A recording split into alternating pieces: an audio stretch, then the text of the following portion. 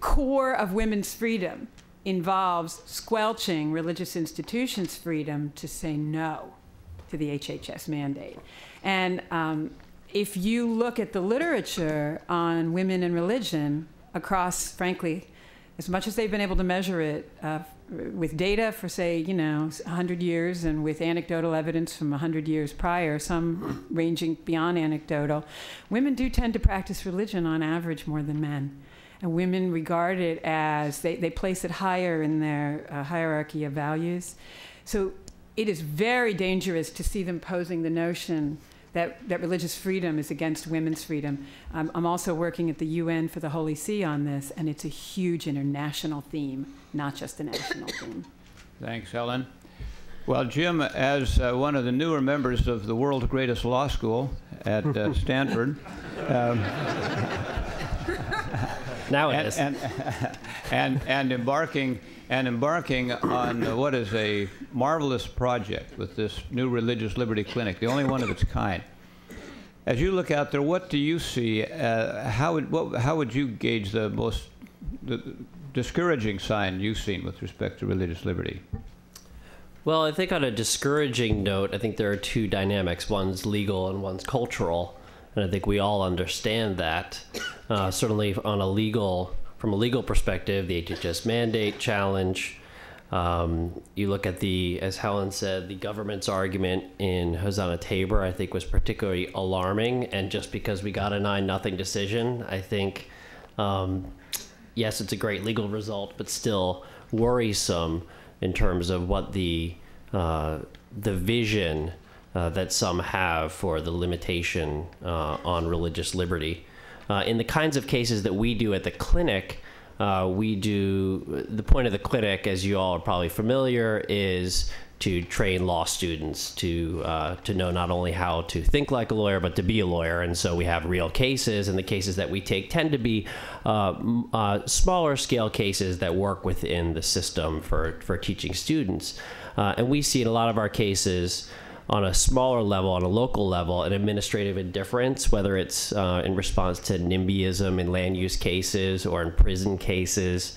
And I think that reflects the second half, which is cultural. And I don't necessarily have an answer to the cultural problem, but I think to the extent that we've lost as a culture the sense of religious liberty as something that is not just a historical accident. Oh, it just happened to be important at the founding of the country and somehow it got into the Constitution, but that it's a universally important value of who we are as human beings. And I think we can see that in the lack of outrage over some of the religious liberty challenges that we've seen. We see it in the political realm.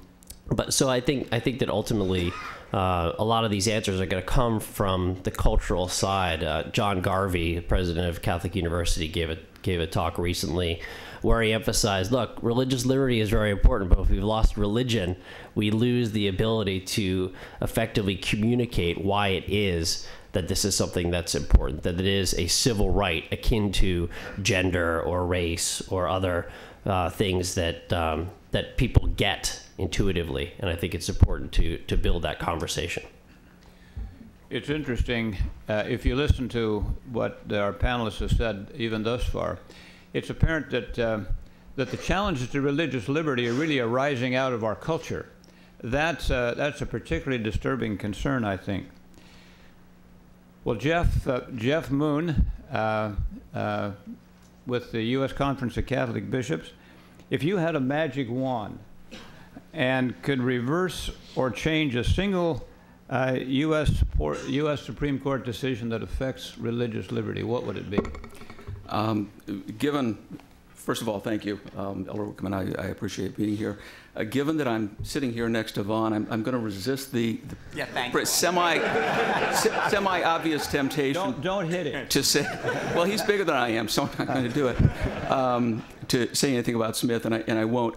Let me raise kind of a dark horse case, though, that is one that has particularly rankled me, and I'll say parenthetically that I wrote the U.S. Catholic Conference's amicus brief on the case. And so there's a sort of personal involvement here, but I also think it is dramatically badly decided. And that's a case called Locke versus Davey that I think most of you know about. Locke, just very briefly, is a case which basically decided that an individual student who was entitled to the benefits, college student, who was entitled to the benefits of the so-called Promise scholarship program, which a state had provided, which provided assistance for students who fell into certain categories, had done, were in the top 10% of their student body, graduated from a public high school, to assist them to go to college in their state. And it provided assistance that could be used for literally anything. It could be used to pay for books. It could be used to pay for courses. It could be used to pay for religion courses. There was no limitation on how the benefits could be used, except that the Promise Scholarship was lost to any student who decided that he was going to study for a degree in pastoral ministry. And that's what the individual plaintiff did. He changed his major to a major in pastoral ministry. And the instant he did that, he lost his eligibility for the Promise Scholarship Program, and despite the fact that if he had remained, let's say, a business administration major, could have used Promise Scholarship funds to pay for religion courses, to pay for courses in ministry, to pay for courses in history of religion, to pay for courses in preaching, for example. He could not get the Promise Scholarship because he had declared that major. And it seems to me that if that's right, then Church of the Lukumi has to be wrong. It means that government can treat the same conduct, like, for example, killing a chicken, paying for a class, in a different way based on the personal religious motivation of the actor. And I think that's something that is really, really very threatening. When Elder Wickman posed this question, one of the ways that he posed it was, and if you could change its holding, what would it be? I would say something, as the last sentence in my opinion, something like, when government broadly accords a public benefit paid for by the taxpayer, government cannot constitutionally decide to withhold that benefit based on the personal religious motivations for the use of that benefit that some individual might have. So I think I have to say that, leaving Smith aside, I think Locke is both a very bad precedent, and it means something that I think is dramatically threatening about both the power of government and the way that it's used. Thank you, Jeff. I think Jeff's answer highlights one of the challenges that we face, and that is what is the proper balance between government and religion, and religion in the public square, which is sort of in my view, a close sibling to that issue. I'd like to turn now to Eric Baxter and ask him essentially the same question that Jeff just responded to. If you had a magic wand and could reverse any U.S. Supreme Court decision, what would it be and why? Thank you, Elder Wickman. Pleased to be on the panel today. I guess now that Smith is off the table, I think that was the obvious choice for everyone. I wanted to follow up on Vaughn's statement that I think that there is, the magic wand may be the upcoming treatment of that case. At the Becket Fund, we have several cases where we're dealing with this issue of general applicability, and I know there are some non-lawyers in the audience. The concept, a lot of courts have read the concept of neutrality and general applicability as saying, well, as long as you didn't intend to hurt religious conduct, that makes the law neutral and generally applicable, and they've kind of conflated those two standards. And there are a number of cases now pending in the lower courts where there's an opportunity for the Supreme Court and the lower courts to put some teeth into this idea of general applicability, that if you provide exemptions from the law for various reasons, that any single exemption means that you also have to exempt religious liberty if there's on religious liberty grounds. If there's reason to give a secular exemption, then there's really no excuse for not also giving a religious liberty exemption. And we see that in the HHS mandate cases right now, where the law supposedly is generally applicable in that all employers are required to provide coverage that includes coverage of contraceptions and abortion-inducing drugs and sterilization. But in reality, because of small employer exemptions and grandfathering clauses, almost a majority of employees in the United States who receive their insurance through their employer are actually not protected by this law. They are not entitled by the law to have the coverage, and so the concept is that as long as there's been that exemption, and even if it were just a much smaller exemption, that there must also be a religious liberty exemption allowed. So I think that may be the magic wand in that case as we go forward, fighting for that concept and putting some teeth into the principle of general applicability. The other case, I suppose, that I would mention is the Bernie versus Flores case, where the Supreme Court said that RFRA could not be applied to the states. And so now you have a system where under RFRA, you have the pre-Smith protection available against federal law, but at the state level, you are only protected if you can show that the law is either not neutral or not generally applicable. And so if I had a magic wand, I suppose I would reverse Bernie and have allowed the federal government to impose the RFRA standard on the states. Thanks, Eric. In fact, the mention of the Flores versus City of Bernie case is a good transition to, and Eric's answer is a good transition of another area that I thought might be worth talking about. The Religious Freedom Restoration Act was adopted by Congress really in response to the Smith decision. It was an effort to put back into the law the compelling governmental interest, least restrictive means test, and which had pre-existed Smith, so that when a government rule or regulation comes in conflict with a religious practice, that under that standard, that compelling governmental interest standard, the burden was on the government to justify the rule over the religionist, and the standard was a rigorous one. It had to show a compelling governmental interest and that it was being pursued by the least restrictive means.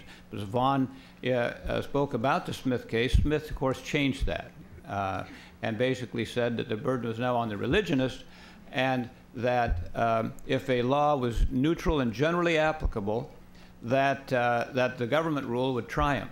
And so RFRA was adopted. It attempted to reinstate that compelling governmental interest standard and applied it to both the states and to the federal government. It's still applicable to the federal government. But in the Bernie case, the Supreme Court held in a case arising down in, as I recall, down in San Antonio, where there is a Catholic parish building. Am I right about that, Jeff? That was in a historic preservation area. The parish priest wanted to, and the bishop wanted to increase the size of it because of the need to accommodate their congregation, and the local land use authority said no, and ultimately the Supreme Court agreed that RFRA could not apply to the states. That in turn led Congress to adopt you have to have a sense of humor in seeing how these coalitions get put together, the Religious Land Use and Institutionalized Persons Act, or as those in the field call it, RLUIPA, which took that compelling governmental interest standard basically and applied it in the land use area. We could talk about that otherwise. All of that said, now, I think, Eric, with that little bit of background, which I provided for those here in our audience who may not be quite as familiar with some of these cases as those on the panel, let me ask you this question. There is, you mentioned the problem in the HHS mandate cases, which basically involves some kind of a balancing between sexual rights on the one hand and religious rights on the other. Another area where we see that same thing coming up is in the anti-discrimination field. Those who are seeking for anti-discrimination statutes. If you could draft, if you could change the statute, or if you had some guidance on what the Congress or the states might do to adopt legislation, how would you suggest balancing those interests? Well, first, I think it's important that we think about to what extent there really is a conflict in these cases, because most of the time I think the conflict is more perceived than real. If you think about cases that have received a lot of publicity lately, the Elaine photography case, for example, in New Mexico, where a photographer, she owned her own business, a sole proprietorship. She was asked by a lesbian couple to photograph their same-sex commitment ceremony, which she did not want to do for religious reasons, and also because she felt that she could not, because of her religious objection and her discomfort, do a quality job for this couple. So, the question is there really a conflict in that situation where there are, probably literally hundreds of photographers in the area who could, who would willingly provide the service, and this woman's right to observe her own conscience. And so I think in many of the cases where these supposed conflicts come up, there's really not a conflict if we were able to adopt somewhat of a live and let live attitude where, those who want to, receive services or recognition of their same-sex union could do so, but they're not entitled to force people who have a religious objection to do that. We saw the same thing in the Chick-fil-A case, big brouhaha about this conflict with religious liberty. In reality, you had the owner of Chick-fil-A making a statement about his personal beliefs about same-sex marriage, and you had other people saying, hey, I'm not going to give my money to a man who has these beliefs. There's really not a religious liberty conflict there, as much as just a free speech rights and someone's economic rights not to spend their money the way they want, until you have the government stepping in and saying, well, you got a lot of local officials stepping in and saying, well, we're not going to allow Chick-fil-A to move into our neighborhood or things like that. But those conflicts are avoidable to the extent we kind of have an attitude that we are willing to accept that other people's view of their rights is different than ours, and we have to make some compromises in our society. So I think as far as legislation, I think it would be great if every state had a RFRA statute that allowed, that placed the burden on the government when it was infringing on religious liberty rights.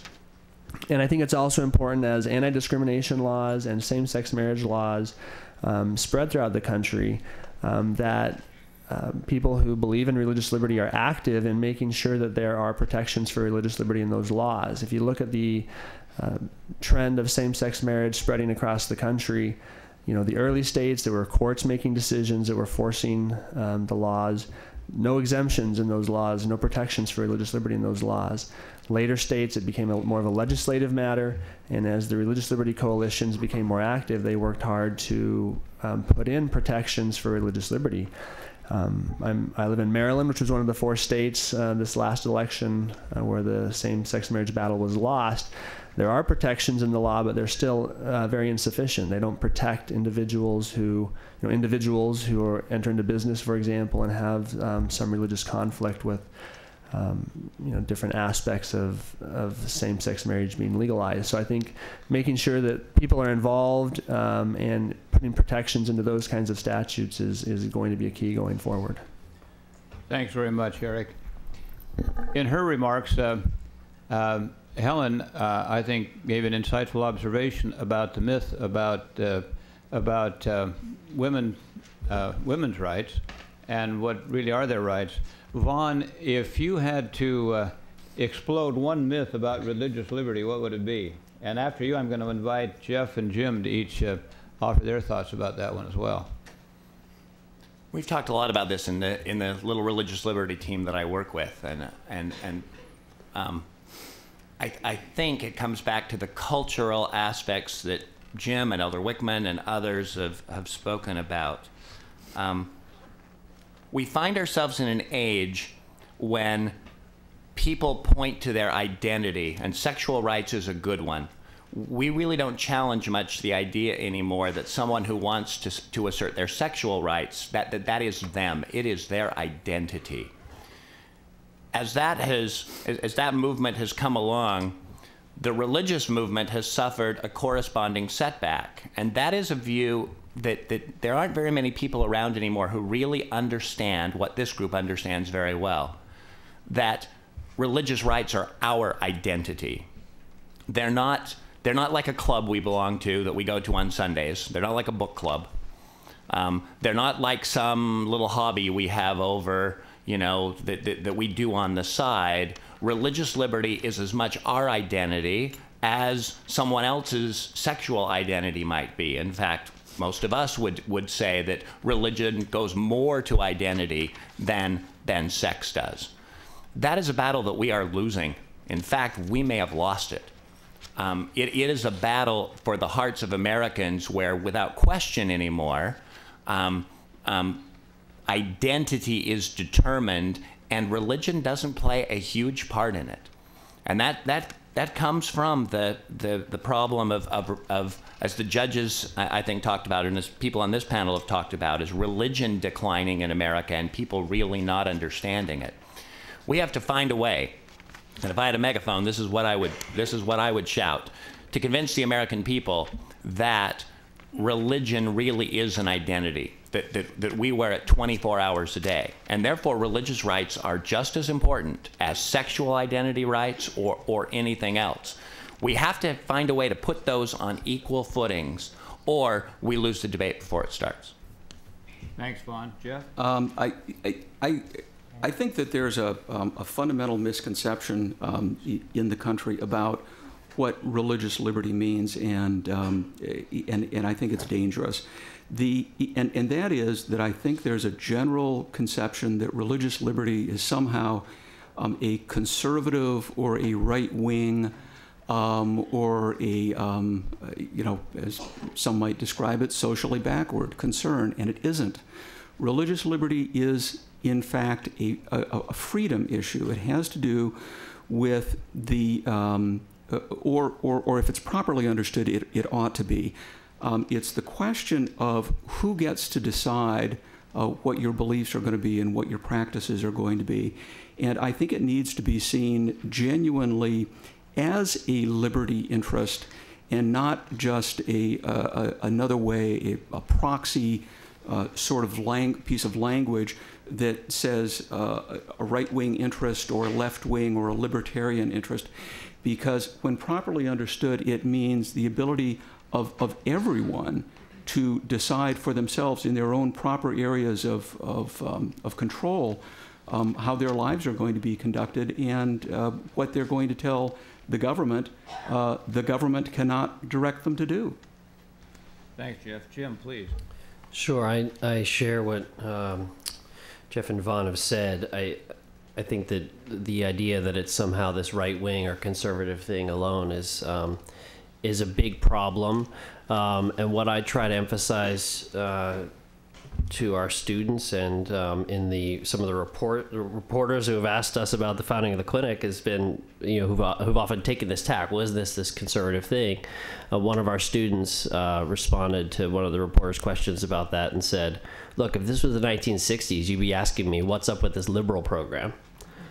So, a lot of times people, and this is sort of a misconception about religious liberty, is so often, and I guess it makes some sense at some level, people jump right away to the religious practice that's in question. So in the HHS mandate cases, all people want to talk about is contraception, when the religious liberty question is different, is separate. And it's one that is universal, that you could apply to any religious practice, regardless of its liberal or conservative bent. That doesn't mean, of course, that the underlying religious issues aren't important and as things that we should debate and discuss. And part of this is to be able to have the freedom to then duke it out and have a marketplace of religious ideas in that sense. So it's not trying to impose any practice at all, but rather open it up for discussion. The other misconception, and I think that both Vaughn and Jeff touched on this, is this idea that religious liberty is an exception. And I think we often talk in terms of, and we fall into this, I think, as advocates for religious liberty, where we say, please let us have an exception to your rule. But that's not really the right language. What it is a fundamental right that preexists the rule that's being adopted. It's part of, once again, who we are, and built in as something before we even get to the stage of whatever the legislation is or whatever the thing that we are otherwise saying we want an exception for. In reality, it's more the law that's being passed can only go so far and cannot infringe on the fundamental right to religious liberty. Obviously, there are limits, and we're all aware of that. But as a fundamental way of thinking about it, I think that's another misconception that that we who are supportive of religious liberty also fall into. Thanks, Jim. In fact, your last point about the exception language is another way of making the point that Vaughn has made, and Jeff as well, that we're in a culture now where religion has been relegated to a sideline or as something of a hobby or just a special interest. Well, we have a few minutes left, and I think this might be an appropriate time now to invite you, the members of the audience, to ask questions that you have. And the advantage, in my case, of being the moderator is I don't have to answer any of them. I'll just defer here to our panelists. So if you would stand, as Judge Griffith noted in the preceding panel, we simply cannot see you in the balconies. So if you would stand and speak, and I think we have some microphones here, and I see the Honorable Hannah Smith is standing at the microphone. So Hannah, please, fire away. Sure. Y'all have done a wonderful job today. I've been asked on many occasions this question, and I wanted to pose it to you today to get your thoughts. In an increasingly diverse religious society in which we find ourselves now, where there are so many different religions with competing beliefs, competing requirements, how do we find a way to accommodate all of those competing beliefs? When in some instances, you can imagine government bureaucrats just, having their hands fly up in the air and say, well, how do I possibly accommodate all of these different beliefs? Isn't it just easier to have a Smith-like rule where we just have general applicable rules that are neutral, and it's just too hard as an administrative matter, as a bureaucratic matter, to accommodate all of this myriad of different beliefs. What do we say in response to that? I obviously have my own ideas, but I'd be interested in your ideas of how we respond to that. What practical guidance do we give to those who would say this is just too difficult? That is indeed what the Supreme Court was wrestling with in Smith, isn't it? Because of the unusual facts of the case. Helen, why don't you take a swing at that one? I do have several levels of thought, some of which are more practical than others.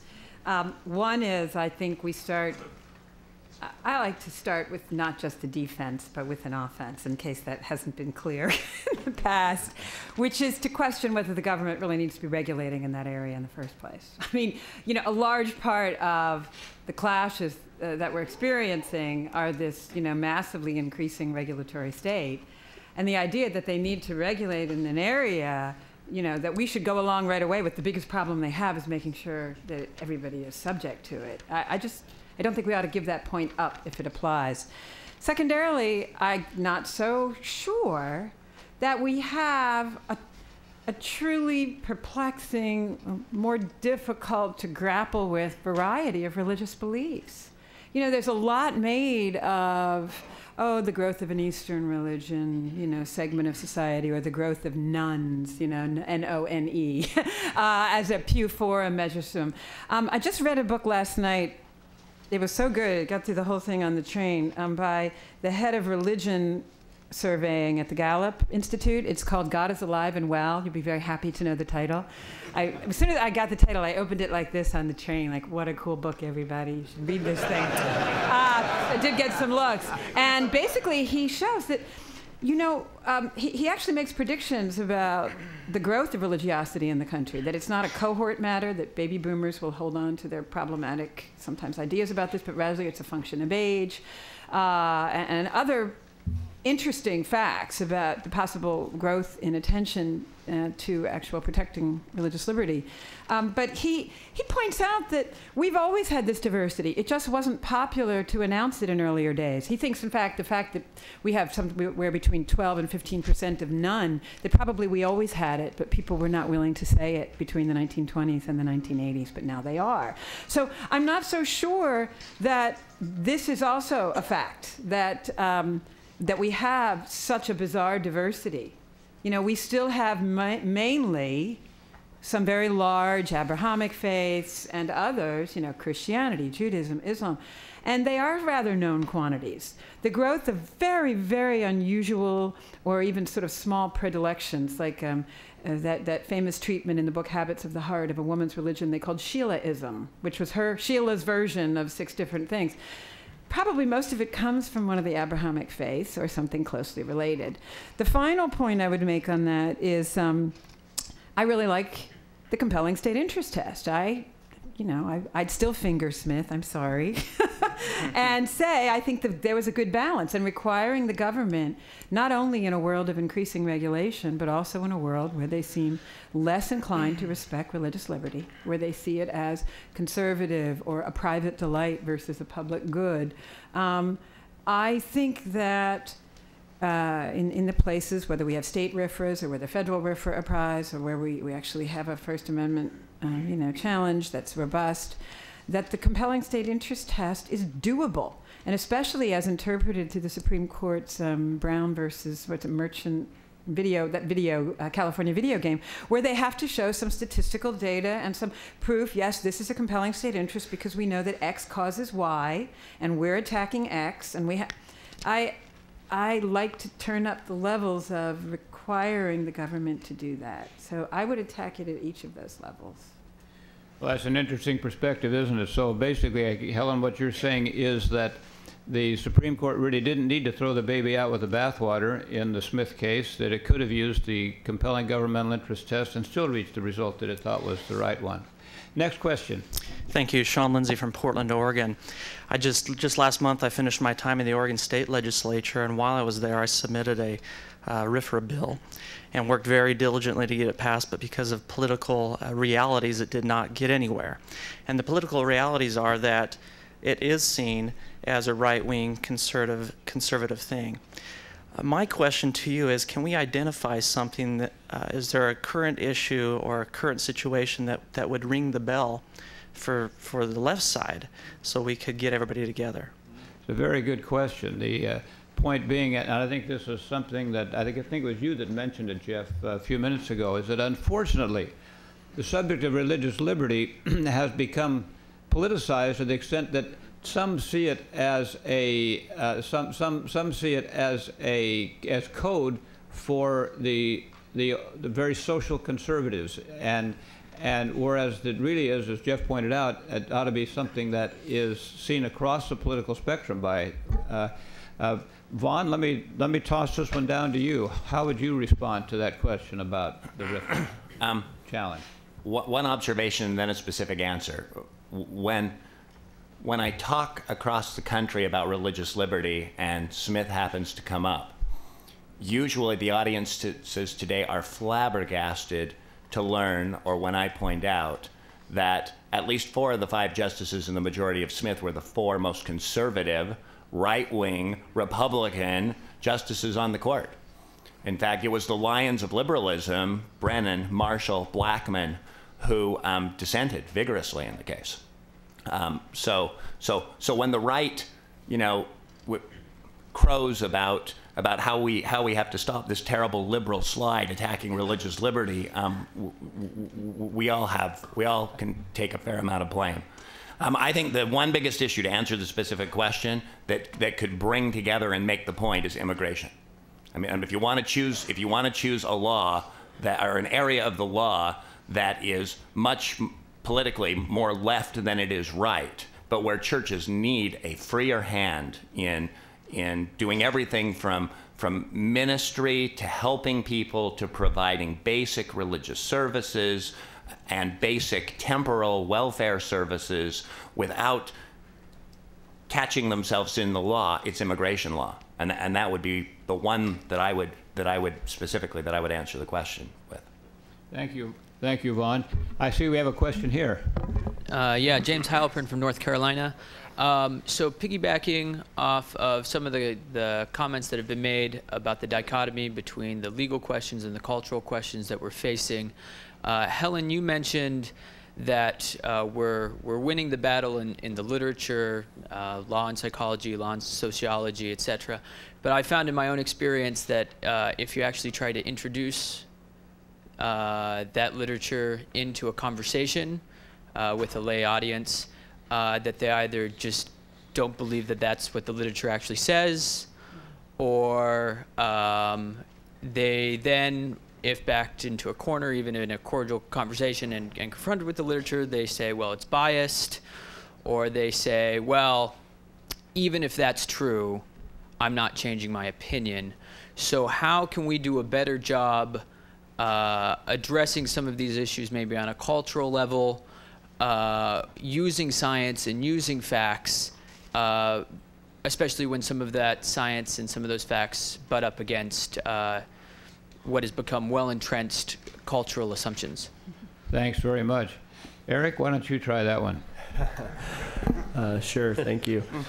I wanted to mention this when Helen spoke earlier about not wanting to finger point at the administration or anything like that, because I think the problem, as you're mentioning, is really much deeper. I mean, we have been very concerned about the aggressive stance that we've seen in the last 4 years against religious liberty, not just in the HHS mandate case, but in a number of other respects where that has been manifest.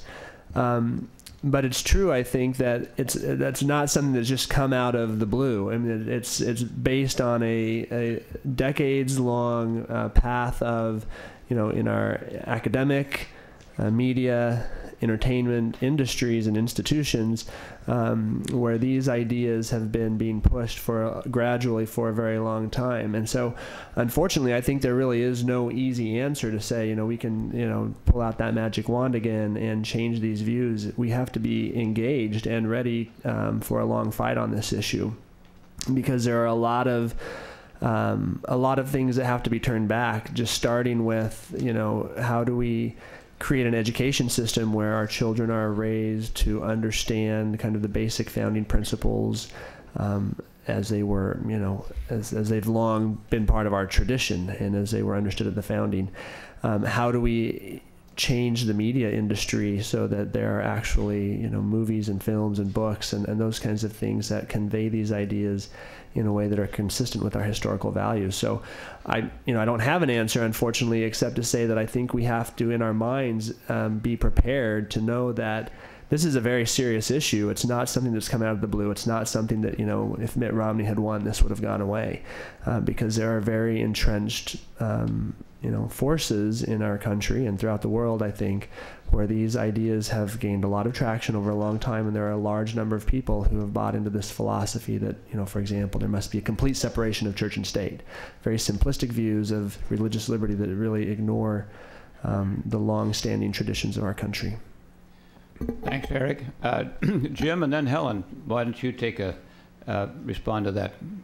Just real briefly, I think one thing that we can do culturally is build interfaith understanding, and I see in a lot of the work that we do that there's sort of a silo, that whatever group you're working with, they don't talk to other groups, and they're frankly surprised that you're working with other groups, and that's unfortunate. And so I think it's important for all people of all faiths or no faith, right, to build common understanding with each other about the universal importance of religious liberty. In terms of talking to people at cocktail parties or what have you, who might not get what Helen's talking about, I would kind of go back to what Judge Griffith said about talking to people that aren't just like us, if you will, but real people. And no offense. But no, people who are just working working hard and making a living and raising their family and doing the best they can, and who are answering these surveys, I think, and that's where a lot of it's coming. It's not coming from the elites, And that's important, and to recognize, to bolster your spirits, but also to learn from them about what their concerns are, and where the rubber hits the road for them, and trying to communicate the importance of this and learn from them as well. Thanks, Jim. Helen, please. On the specific question of people's refusal to countenance this literature, which is peer-reviewed, increasingly building on the theses again and again, several things. One, of course, tone matters. And if you take the tone that this just isn't working, you can see why people thought it might. Vast contraceptive and abortifacient programs, but it hasn't. And we have to do better. And here's where I think it gets really interesting. In particular, we have to do better for the poor, for African Americans, and for new groups of immigrants. They are the ones suffering. And people who simply refuse to acknowledge that programs that sort of make human sexuality nothing and don't put children at the beginning of our thinking there, that we're not suffering, you and me, but the poor will. And then the final thing is that, and the literature on that, Charles Murray, Brad Wilcox, Kay Heimowitz, Mark Rigneris, James Q. Wilson in his book on the marriage problem. I think those are points that are hard to rebut, and I think they are neither left nor right. Thanks, Helen. I think we have time for one more question, and we'll take it here. Well, thank you. Brian Rothschild from the Los Angeles chapter. I think the folks from San Francisco took offense at that.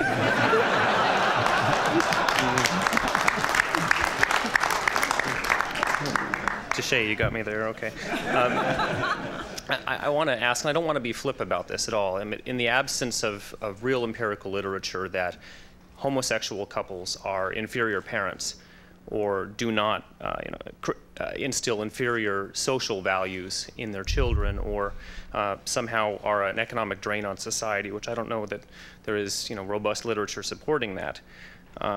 How do we justify pursuing policies restricting same-sex or heterosexual benefits to same-sex couples? In other words, how does denying homosexual couples who aren't magically going to convert to Christ and change and become heterosexual families, how does that strengthen our families?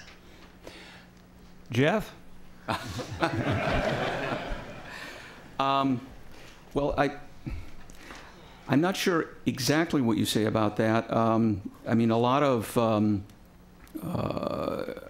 states and a lot of local governments have decided to give the same benefits to same-sex couples as are given to married couples, but I think particularly in terms of the current HHS mandates, I think you point out that there are particular ways that opposite-sex couples have traditionally been treated in different ways, that society has had legitimate reasons for giving a particular level of approbation to opposite-sex couples in what you would think of as traditional marriages.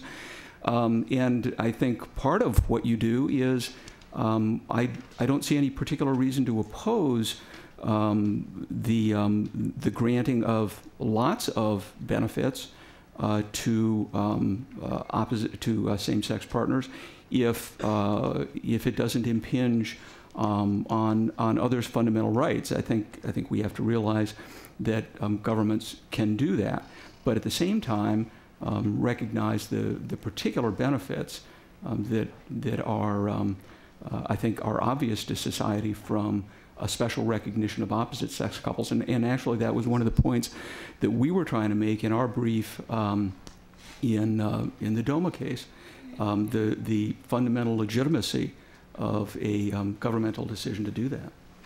Thank you, Jeff. I think it's important to note, and this is clearly, it's a great question. It's one we could spend a lot more time on. I think it's worth saying this, and I'm speaking now from the standpoint of the Church of Jesus Christ of Latter-day Saints. Our issue is not whether people ought to have the same rights to live that any of the rest of us do. The issue for us is the definition of marriage. Marriage can have but one definition. Helen said very significantly just a moment ago that when we're talking about these sexual rights, we need to think first about the child, and it is our belief, which is based in our faith. Put social science literature aside, and there are dueling social scientists out there. In direct response to your question, there was a study done at the University of Texas and released just last summer, which raises serious questions about the effectiveness of same-gender families in raising children. But my purpose today is not to get into all of that, because that's certainly an area where reasonable minds can differ, and the social research on that is in its infancy. But the point, I think, for us here is that for us as Latter-day Saints, we do have a view about marriage. And this is a view that we share with people of other faith groups. We have a view about marriage, about the importance of the child, about the fact that marriage, that the institution of marriage was ordained by the Lord Himself, and that He defined it, and that's our view, that definition ought to remain. And we see that as a separate question than whether people have the kind of rights that Jeff was talking about. And so that's the reason that the church has taken the position it has with respect to marriage. Now, I wish that, as I say, there was more time to get into that, but we won't. We're really at the witching hour here. I'm going to make just take a moment for a concluding remark, and then I'm going to go down our panel, starting with Eric, and I'm giving them a little advance notice so they can think about it. I'd like each of them to take 15 seconds and identify if they could pick one thing to read that they think, that one thing to read in this area of religious liberty, what would it be? Some years ago, I served as a member of the Board of Visitors at the Stanford Law School, and we would meet annually. And as a part of the Board of Visitors meeting, we would have, in fact, Bud Jones and I served at the same time. And you may remember this particular one, Bud. Always as a part of that, there would be a dinner that we held for the Board of Visitors members and the first-year students, the 1Ls, at the law school. And this particular year, we had as our guest speaker Justice Stephen Breyer of the U.S. Supreme Court. And Justice Breyer came, and he spoke, I thought, very effectively about the tyranny of the billable hour, about the fact that so often in the legal profession, we get so consumed by that and serving the clients that are paying us that we don't take time to give back to society at large what we can with our professional skills. And he cited that as he thought a principal reason why the legal profession isn't more generally respected. In fact, he cited a conversation he'd had with then Dean Derek Bach of the Harvard Law School, in which Dean Bach had noted that people didn't feel the same way about the Army.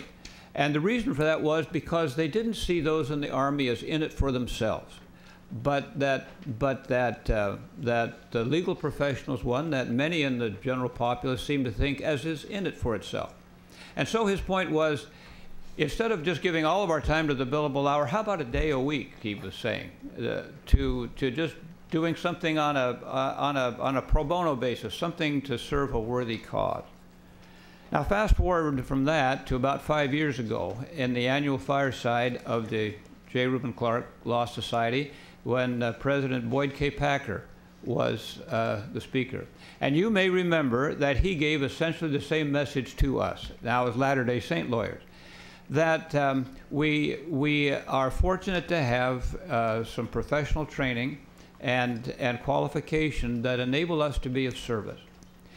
Citing both of those to you, and particularly President Packer's remarks, here's the question I would like to pose on your behalf, and then give you a brief answer to it.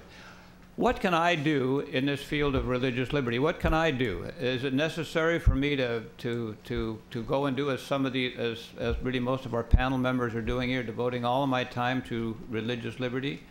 And the answer to that is no. It's not necessary, but we can do something.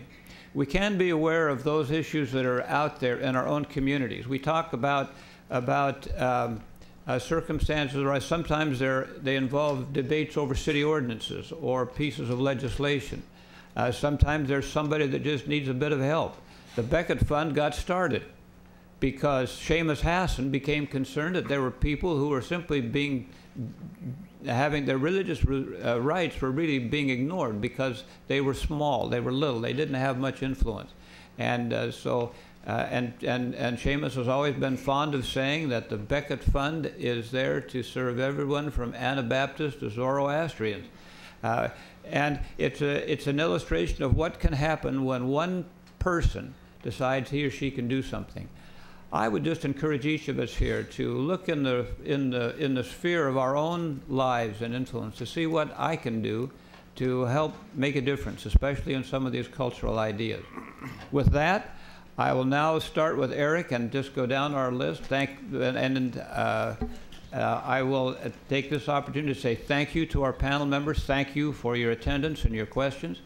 And with that, Eric, please, your suggested reading. Certainly. You mentioned Seamus Hassan, the founder of the Becket Fund, so my recommendation is his book, which is called The Right to Be Wrong. For Mormons, I call it the Book of Mormon of Religious Liberty. It provides historical perspective, great stories, and it's easy to read. So I encourage you to read that. This isn't even out yet. Watch for the material coming from the Berkeley Institute at Georgetown University, which has begun a project under Tim Shaw, and Tom Farr's involved, but somebody else also. And they're going to be doing empirical measuring of the links between the practice of religion by citizens and other social goods, such as women's freedom, freedom of the press, peace, prosperity, etc. And they're going to be doing empirical measures and issuing them over the next couple years. I have two suggestions. The first is the 6-part series that the LDS Church put out online. I think it was last year. Is that right?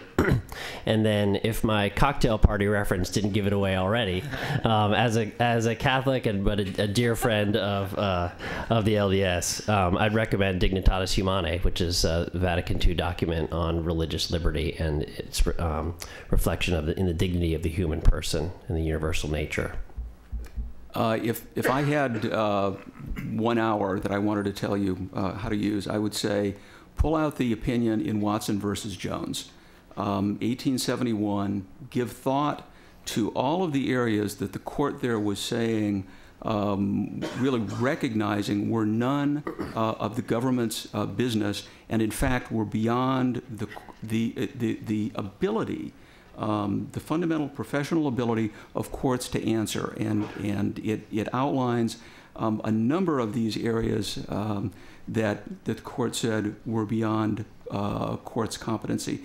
And it's a wonderful seminal work, and it has applicability in so many areas, from claims against clergy, claims between ministers and their churches, church splits.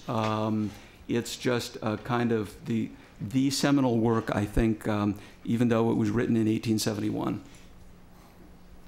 If I had 1 hour, I would start with Doctrine and Covenants, section 134, and I'd follow it up with the 2 addresses that Elder Oaks has given on religious liberty, one at BYU, Idaho, one at Chapman, and the one Elder Cook gave at BYU, Idaho. All 3 of those are online, lds.org. Look in the newsroom section.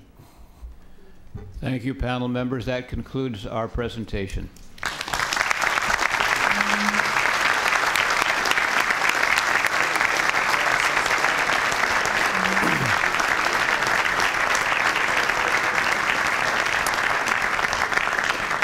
Before they are thanked and given their presence, I just thought it would be a very timely reminder to tell you that the Law Society believes strongly, of course, in this idea that we should all be engaged in protecting and learning about and promoting this important freedom.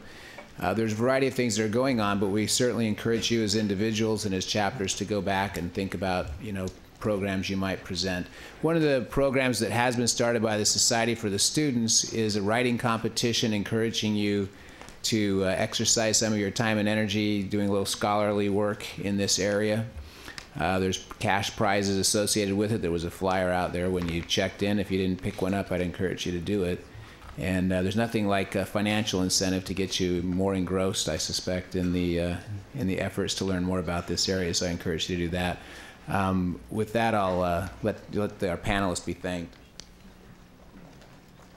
So like any good respecting conference, we have gifts for the panelists. And I'd like you to join me again in thanking them for the great work and scholarship work that they do for us.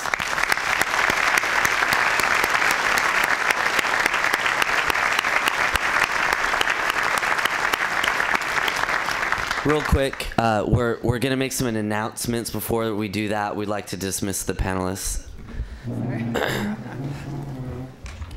That's the thanks we get.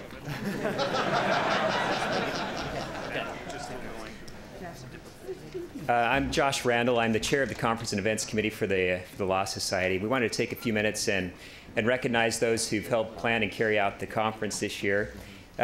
We have the privilege of working with the team that's on the ground doing the legwork of planning the conference each year. And each year an amazing group of people steps up and volunteers. And as you can imagine, it takes countless hours to pull off an event like this. We wanted to have our co-chairs come up and recognize them. If you could just hold your applause for a minute. Jenny Isaacson, who's been our attorney chair, and our student chairs, Chris Rollins from Georgetown, Greg Skidmore from George Mason, and Jerry Stenquist from George Washington. Also in your program, on the inside cover, if you haven't noticed it already, there's a list of other people who've been on the planning committee and then a host of other volunteers that have helped with registration and other things that have been going on this week. So could you just join with me in thanking them?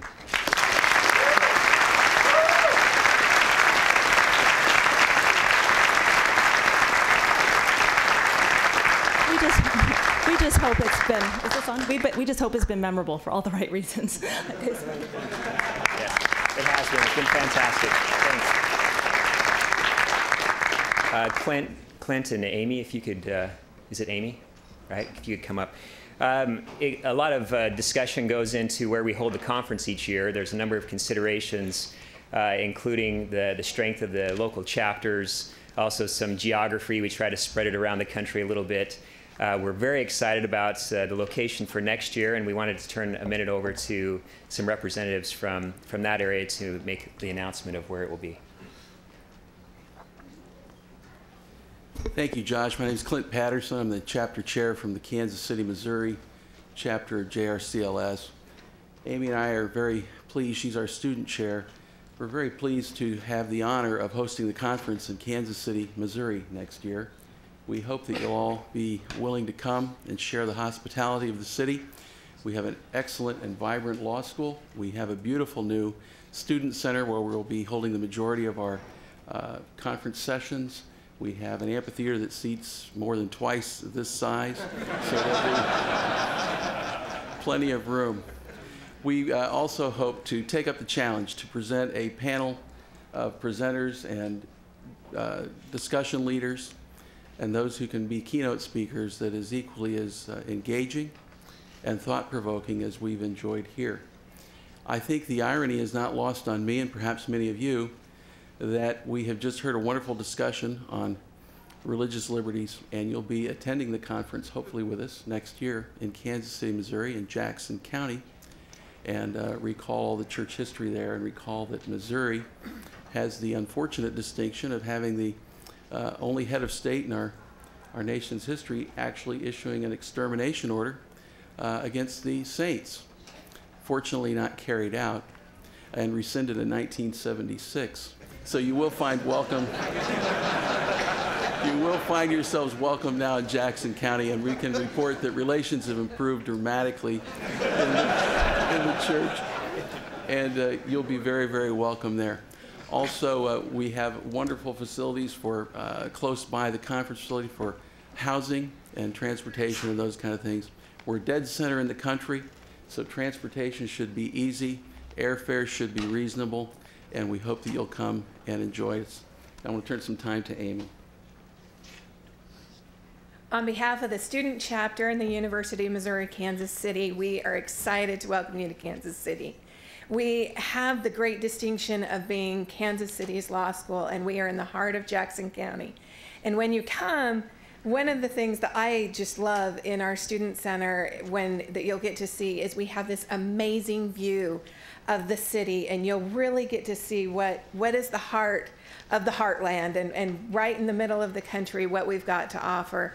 And it's some beautiful views of art museums and downtown and just the whole county. So it's really a great opportunity.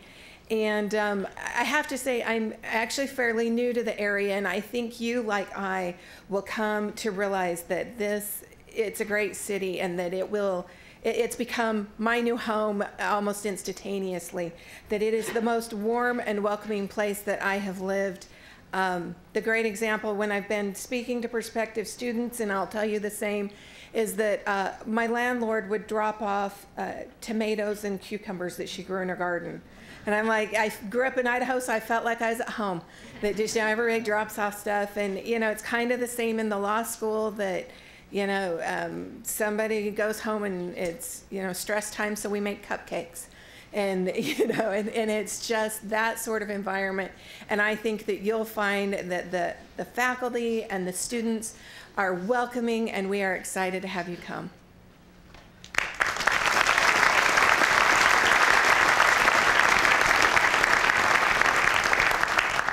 The final thing I'd like to say, because of the history with the church in western Missouri, northwestern Missouri, we do intend to integrate some of our discussion panels, themes from those times that we think you'll find of interest, and also we will be arranging transportation so people can travel to Liberty Jail and take a tour of the jail.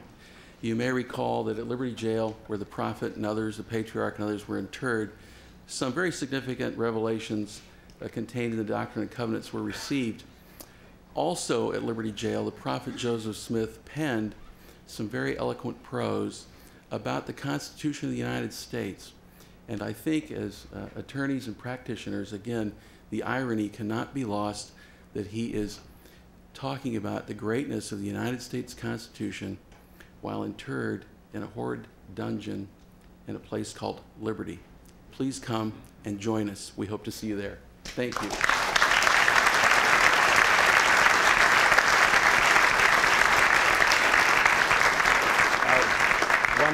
One last item.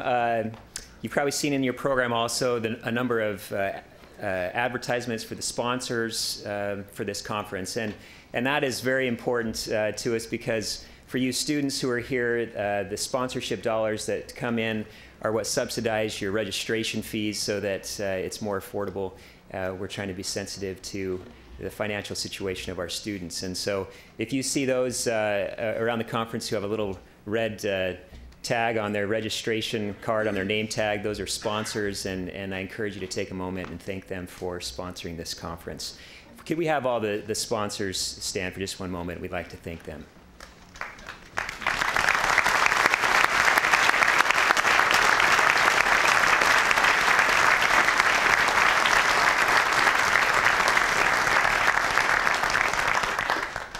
Okay, so we have a number of announcements.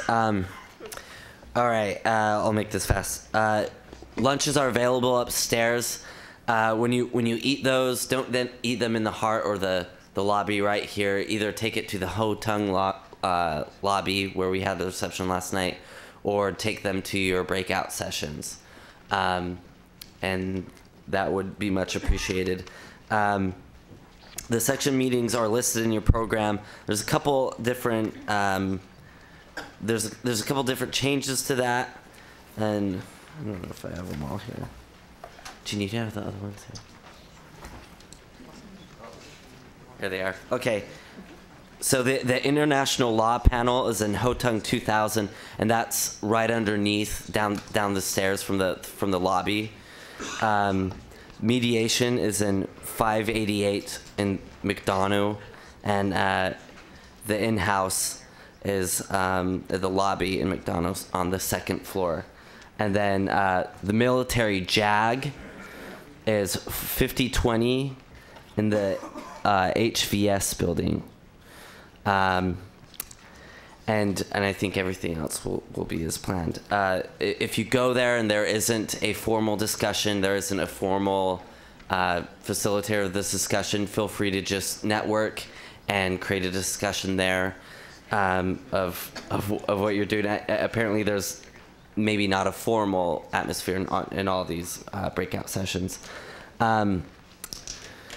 We'll have a closing program back in here at 12:30, where we'll be privileged to hear from the church's area legal counsel, and that's always a fascinating presentation. I encourage you all to come here. And if you're going on a Capitol tour, meet at the registration desk, and you'll walk over to the Capitol together.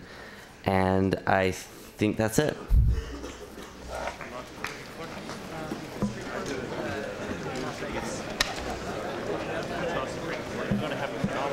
Wife's also in a church? She's going to the Singapore for Justice. Oh no. Hey, good luck with the thing, man. It was nice to meet you. Maybe you're still in my audience.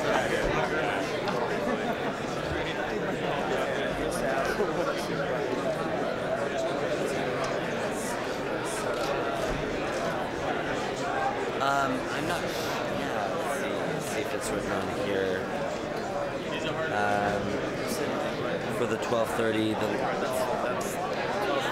Greg Skidmore. So he is, I haven't seen that judge.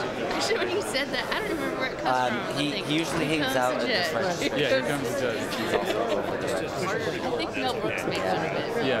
He said this is the push because we're not going anymore. Yeah, I'm sure. Judges. Yeah, Okay. And you like to we can do that right now. Is that what you were looking to do? Or? Well, within the next hour. Okay. Well, I'll tell him to find you. Okay, I'm just going to stay here. I'll get my lunch and I'll just stay there. Well, it's nice to have run into you a few times. Yeah. Okay. Yeah, I'm guessing it must be boxing.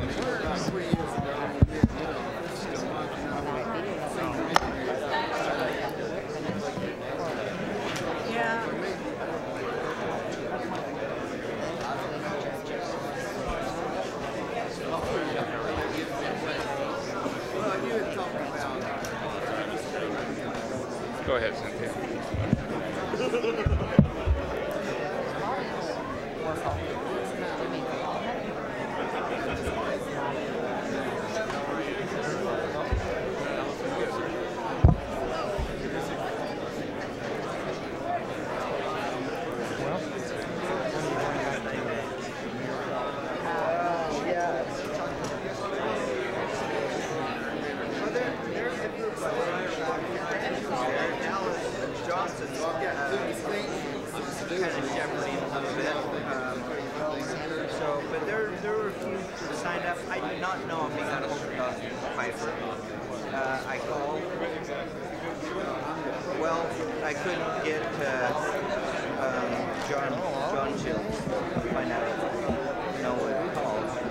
Actually left a message with Don Pfeiffer, like to what? Yeah, true. That's true. Yeah, because today we would have needed him, but I know that Noah put in a call to him, but I don't know if they ever connected. Really? What kind of stone is it? Okay. Well, a little bit, but I haven't really had lots of... Yeah, okay. Don Pfeiffer? Yeah. Oh, just... I just didn't know if Noah had...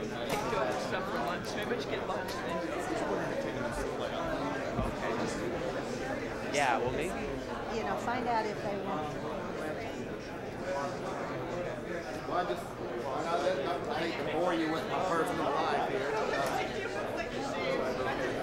Since our interview.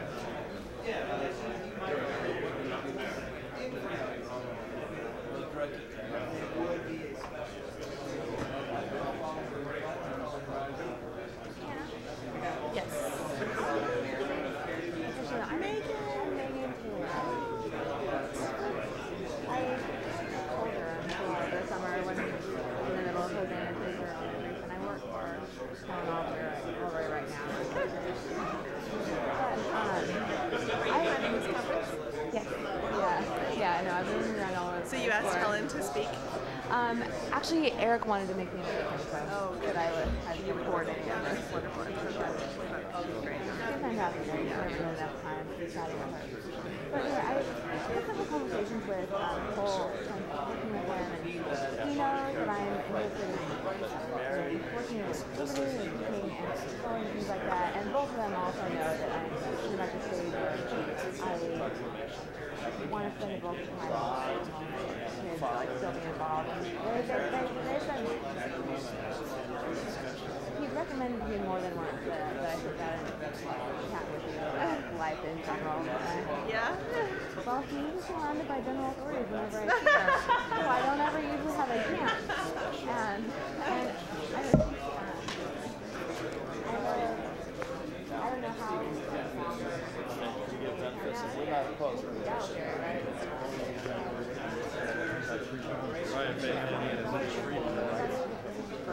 Let's ratchet it up. Kind of the God family impression.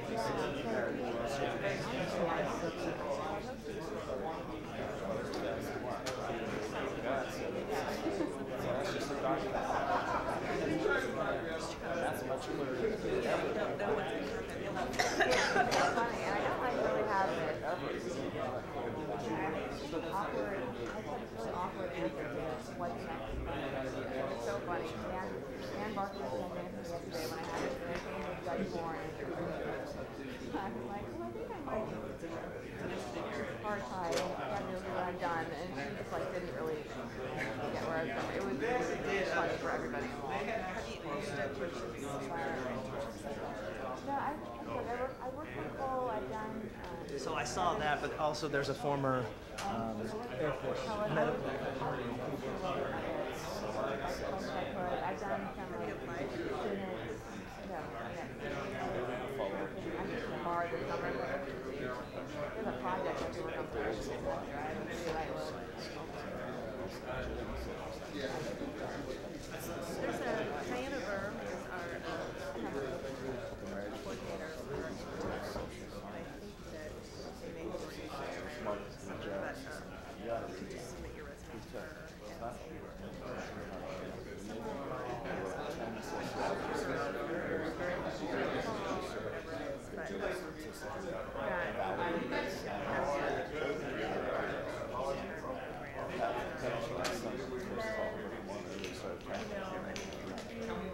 Thought about find some like there were some pretty shots of like Alliance to Freedom and like Thomas More and there's like Liberty Council.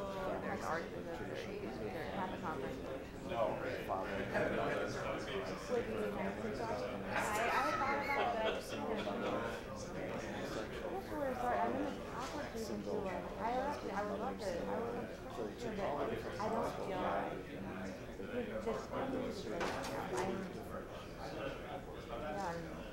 I'm turning 34, and if we don't have kids now, it's not going to happen. And so I just feel like I understand going in to law school that it would be a less difficult path and a career I have to be more of a. I get that it's weird. I just don't feel like I can tell it that I really. I don't want to delay too long. I don't want to bail out.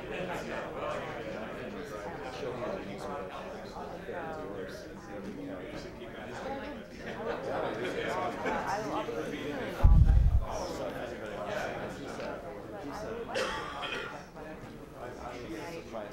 I would, I would like to have She had already stayed.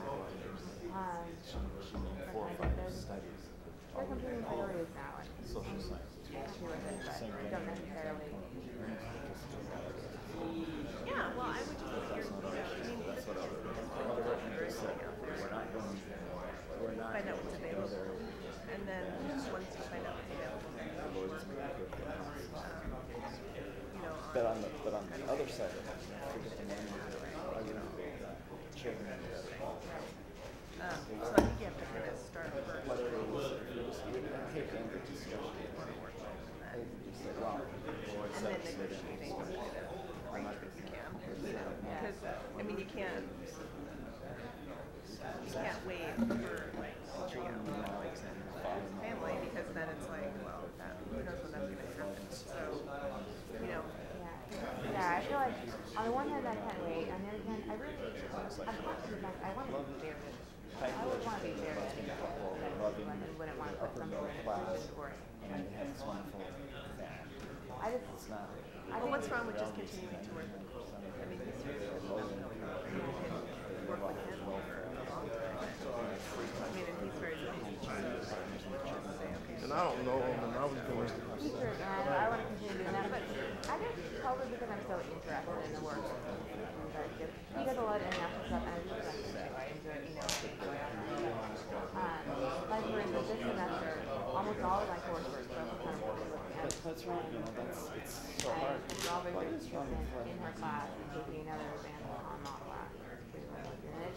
So I like it. So that's why. Well, I mean,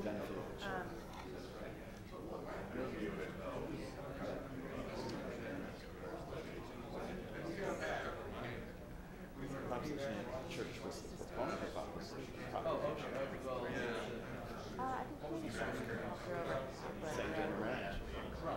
Okay, what had happened, there had been a referendum 8 years earlier where the voters passed a referendum saying marriage to fundamental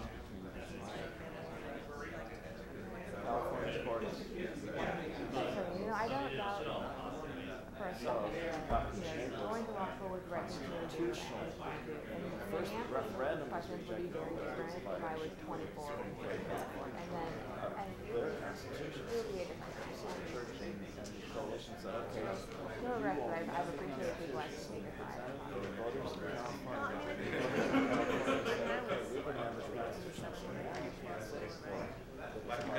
California. Whether I can teach them to be missionaries, I don't know.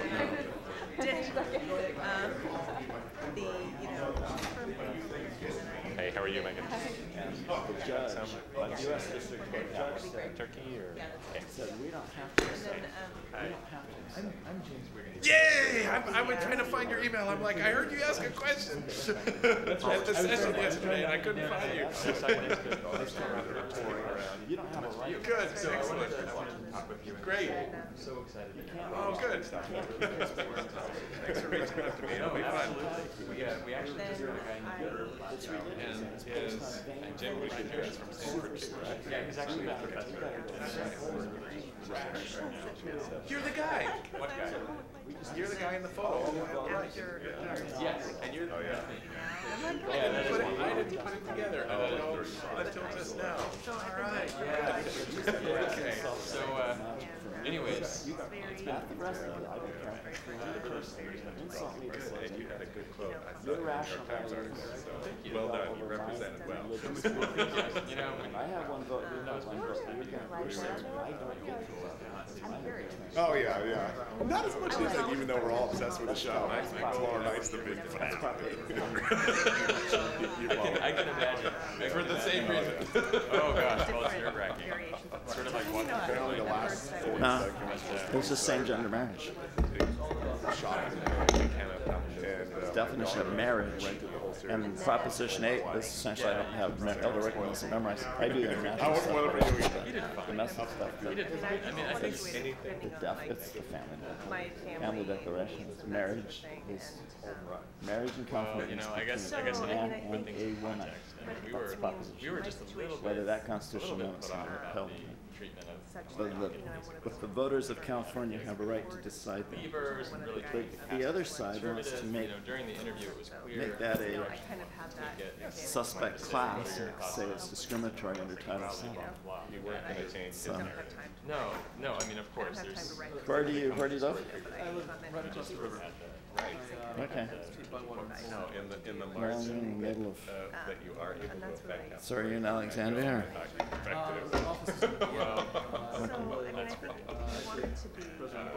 great picture. So do you guys have a room or a library or Doug's like one show me the clinic? What would someone show me? Well, it's sort of a large room with a bunch of cubicles. Great. So we have all of the, all the different statistics there. Great. And we've got two of the cubicles to ourselves. Great. Today. I'll show you tomorrow. If you're interested, I would love to hear. We'll give you a tour. Things are really shaping up. I think your panel is really when he's going to leave here. So yeah, the invitees. So we've got hope to get Howard Schmidt, but I don't know what. Howard Schmidt. Yes. Yeah, Howard Schmidt. I'll tell you. I can just rattle them off. We've got an old program. Maybe we'll do finance counselors. And by the way, we're going to be sending out a letter to you very soon. Good. Thank you very much for your time. Oh, you're welcome. Great. We're trying to start a discussion among yourselves. We're just finalizing a few that. I'll just give you your panel. Yeah. So on your panel, erratic to figure out when we're actually going to be hiring somebody new. Like it's not like we hire like a new person every day. Adjacent panel with him. We've got her. Okay. Even though I was graduating, LACHOW. Okay. Irving. Okay. And Vaughn. Kevin, who is the CTO or Chief Privacy Officer, something like that. Look out. Well, then just tell Diana that. Just tell Diana. Just say, look. So, I mean, maybe if your summer intern staff is an advocacy group called class is full, I would be open to interning in the fall, even though I'm a recent grad. Yeah. So the panel is these three and me. Just to moderator. And just see what she says. Just see what if you had that's any a possibility. other thoughts, we have had interns during the school year, and they're usually Washington DC. But if you have any thoughts on somebody, Great. Okay, so he's the CTO. He's a non-lawyer. I think so. I don't know. It's either that or it's a non-lawyer. I'm trying to. With Irv, he's an academic and he's done a lot of work on the interplay. For the past couple of years, Poland, private actors. They come in town with the symposium people, and I'm usually with them. For the past couple of years, I've been with them when they do. So this one. But just tell him that you talked to me, and just tell him that you wanted to explore, what your possibilities were, and then see what she says. Yeah, And then I would also just talk to Nicole and Helen and just see how much I can expand that. Anyways, and it's at the law school, so obviously this is going to have a legal angle to it. Cyber law. redirect as your situation changes, you know? Because you're right, you don't want to start something new and then be like, oh, bye in 3 months, you know, or whatever. I just don't feel like it's professional, even if it's like, Right. you know what I mean? Okay. Yeah. So, There's- if but yeah, something and I needs really, to that they I would fix. like to keep in touch. I'm not. Yeah, Sure. So many people have been like that I've sat down and been like, you just need to stop being a Smith. Fine, Well, I'll just pull her email aside. me. It's hsmith@backlife.org. So just keep in Yeah, touch. I will. And you tell me what live she in the says. Dallas area, right? Yeah. I went to California. My parents are in. Oh, really? Oh. Or in well, they're in Fort Worth. Is that where they live now? So you visit them there? Yeah, they're in the Hollywood State. So you never grew up there, but they just live there now? No, I went to high school there. I Oh, you moved there did? like my sophomore year. Oh, really? So. Oh, fun. Oh, it's a fun place. I like California. It is. It's really fun. I like it. And let's see, how many is that? Scott, Howard, and actually Paul is going to be on that. It's true. It took me a while to enculturate. Like DC and Texas. The third channel. Head spinning. Different Different there. there. More on international trees. It is. Yeah. Thanks. So nice to And talk our to you. speakers. Keep in touch. I compared religion. Okay. And tell Diana. Howard that. Schmidt is Okay. All right. Thanks, Megan. He's leading this one. We've got. I'll go get our lunches. Okay. Are they upstairs? Yes. And let me introduce you. This is Brother Kingston. Yes. From the clinic. You look really familiar. He's No, one of at Jim's Stanford. homies. Yes. We met. Yes. Stanford. He looked very familiar. Yeah. Because we talked about the conference talks we could get to, right? That's right. Yes, we One of did. you Jim's founding Yes. students. Yes. Some of the Thank ways you. in common between all of our speaking engagements I at really Stanford, believe the that. cyber, One and leader. going out for as well. John thought your immigration was brilliant. He like wrote it down. He's like, that's a brilliant answer. Hey, how are you? That was not intuitive, which is why I appreciate it. I didn't thought of it in those terms. Yeah, it's really great. Yes, sir. I think your question that you asked. I would like to think about it. Well, I had a reporter from Washington Post, and she wrote an article about this, the Muslim women who want the public swimming pools, closed down so they can just go on their swimming for a week. And just all of this, your both scenarios. I don't think you were able to report it. Yeah. I think you're right. That question, if you're right, look what we do every speech. Right, that's exactly right. Exactly. That's the right analogy. Yep, that's the right analogy. Yeah. Why do we do all of that? All of those things that are love to shut down, and then all of us actually We tolerate small animals being pressed on videos. Right, that's in your case. I'm Brother Ross. Yep. Go ahead and grab a lunch. Sorry, yeah. Yep. Chuck, I want to hear more. That's exactly right. I'll tell you when you're ready.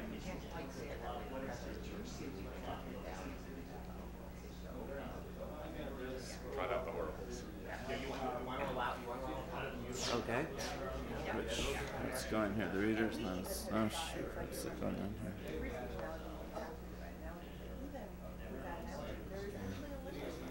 I haven't seen that for a while. I don't know if I've ever seen that ever actually, but let me make a call because we're starting in here 12:15. 12:30. 12:30. Okay. So, anyway, that's exactly right. I'm assuming that this one was the speaker. Yep, that's right. This one is the internet, and this is the. I actually don't know if that is the. I think that might be part of the video. Hello. He held court. Hi. This is Chris.